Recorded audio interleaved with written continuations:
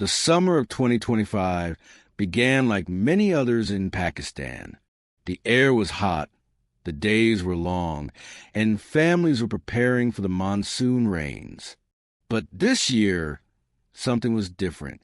The skies grew darker, the cloud became heavier, and the rain did not stop. At first, people were happy. Farmers said, "This rain will help our crops." Children played in the water on the streets. But no one knew that this rain was only the beginning of a disaster that would change their lives. In a small village near the Indus River, a man named Ahmed looked at the rising water. He lived with his wife and 3 children. Ahmed was a farmer, and his land was everything to him. One night, his daughter Sarah said, "Baba, the water is coming closer to our house." Ahmed tried to calm her.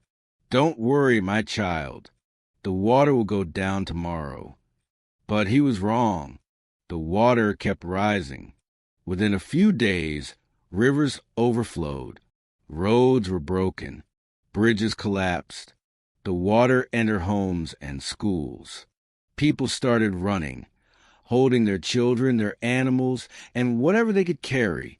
Women cried. Men tried to protect their families. The sound of rushing water filled the air. Ahmed carried his youngest son on his shoulders while his wife held Sarah's hand.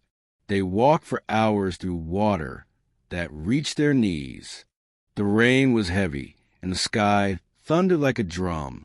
They saw houses falling into the water, animals drowning, and trees being washed away.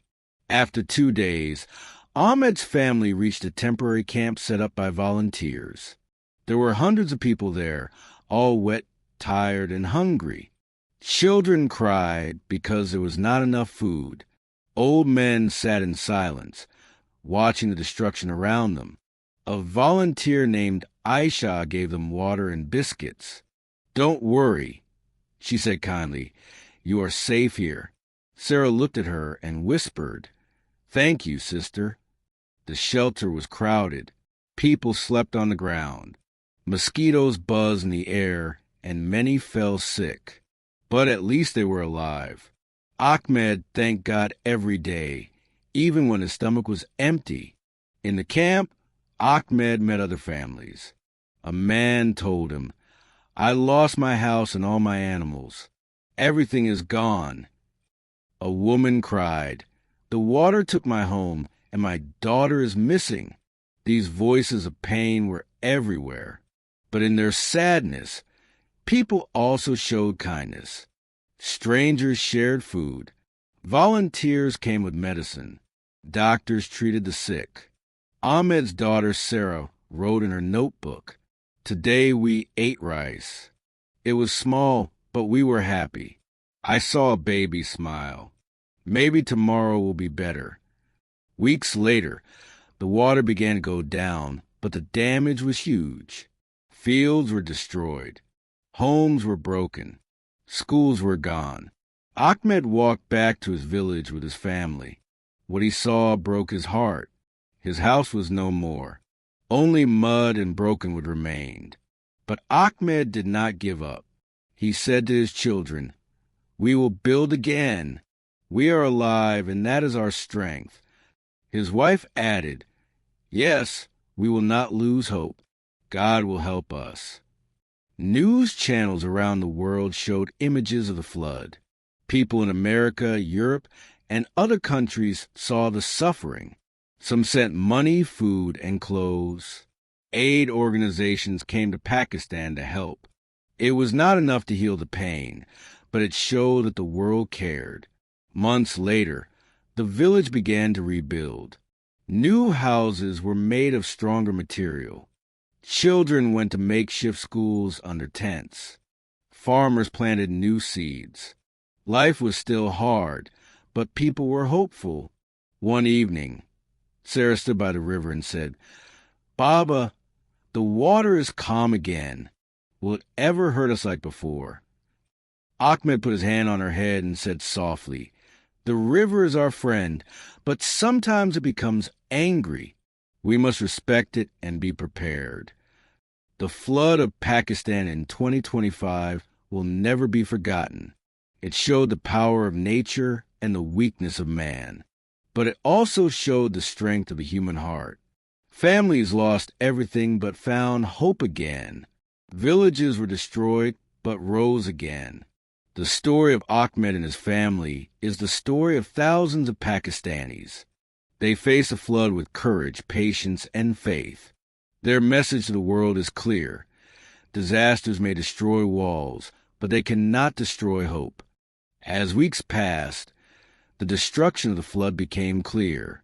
Villages, towns, and entire cities have been changed forever. The government tried its best, but the damage was too big. That was when international organizations and countries around the world stepped in. Helicopters flew over flooded areas, dropping food packets tied in bright orange bags. Children ran with excitement when they saw them fall from the sky. Planes brought tents, medicine, and water purifying machines. Volunteers from other countries came to Pakistan, working side by side with local people. Ahmed stood in line with hundreds of others as a truck distributed bags of flour and rice. He whispered to his son, "Look, people we don't even know are helping us. Humanity is alive." His wife added, "When strangers care for us, it feels like family." In the camp, Sarah made a new friend, a girl named Noor, whose parents had lost everything. They sat together under the shade of a tent. Noor asked, "Do you think our school will come back?" Sarah smiled. "Yes, one day. We will study again, and we will make our villages stronger." The arrival of aid gave hope, but it also brought challenges. There were long lines, fights over food, and anger when supplies ran out. Yet even in these struggles, people shared. One old man split his small packet of bread with 2 children who were not his own. He said, "In times of pain, we must give, even if we have little." Months turned into a year. The floodwaters were gone, but the scars remained.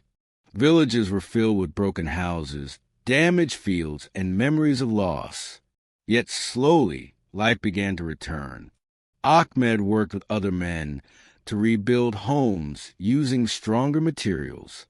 Engineers came to design safer houses that could resist floods. Women planted small gardens, growing vegetables to feed their families. Children returned to school, even if the school was only a tent with a blackboard. Sarah's teacher stood in front of class and said, "This flood has taught us many lessons. Nature is powerful. We must respect it, but we must also prepare for it. Education will give us the tools to protect ourselves in the future." Sarah wrote in her notebook, "Today I studied math again. It felt normal like before the flood. I want to be a teacher one day. I want to help children who lose everything, just like we did." Ahmed felt proud when he saw his children smile again. Though his farm was gone, he decided to try something new. He joined a community project that helped farmers learn modern methods. He said, "If the old ways failed us, we will find new ways. We will not give up." Physical rebuilding was one challenge. Emotional healing was another. Many people carried pain in their hearts. Some had lost family members. Some had lost homes, and others had lost their dreams. A counselor visited the village and asked the children to draw pictures. Some drew houses underwater. Others drew smiling suns. Sarah drew a tree standing tall above the water. When the counselor asked why, she replied, "Because even when the water is strong, some trees do not fall. I want to be like that tree." The people of Pakistan cried together, prayed together, and hoped together. Their wounds were deep, but slowly they began to heal. By the end of 2025, life was still not the same, but hope was alive. The story of the flood became a reminder to the world. Climate change, rising temperatures, and unpredictable rains were not problems for one country alone. They were problems for all humanity. Ahmed spoke to a reporter one day. Standing by the river, he said, "We are poor people. We did not cause this flood, but we are the ones who suffer most. I asked the world, help us prepare, help us fight climate change, because tomorrow it could be your village, your city, your family." The reporter nodded, touched by his words. Ahmed's story became part of the news, a symbol of resilience and courage. The flood of 2025 destroyed homes, schools, and fields, but it could not destroy the spirit of the people. From Karachi to Sindh, from Punjab to Balochistan, people stood up again. Sarah, now stronger and wiser, often told her younger brother stories of the flood. She would say, "Remember, the water tried to take everything, but it could not take our hope. That is why we are still here." Her brother would reply, "One day, I will build strong houses so no family ever loses their home again." And so, the next generation carried dreams of rebuilding a safer, stronger Pakistan. The flood of Pakistan 2025 was not just a tragedy. It was a teacher. It taught lessons of patience, courage, and unity.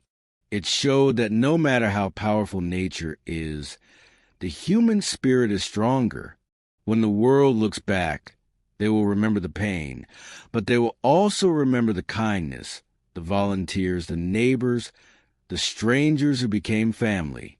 And above all, they will remember that even after the darkest storm, the sun always rises again.